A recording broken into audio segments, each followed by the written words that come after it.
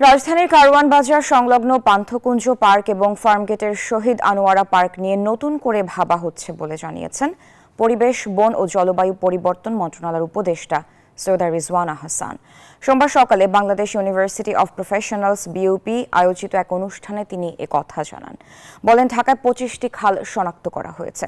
এছাড়া পান্থকুঞ্জ পার্ক ও আনোয়ারা পার্ক নিয়েও কাজ করার পরিকল্পনা চলছে।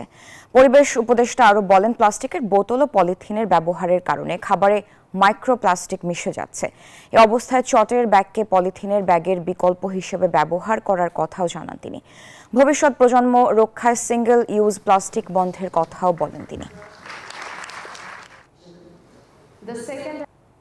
We have contaminated the air to an extent.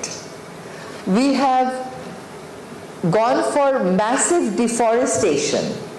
We have converted the Dhaka greens into concrete jungle.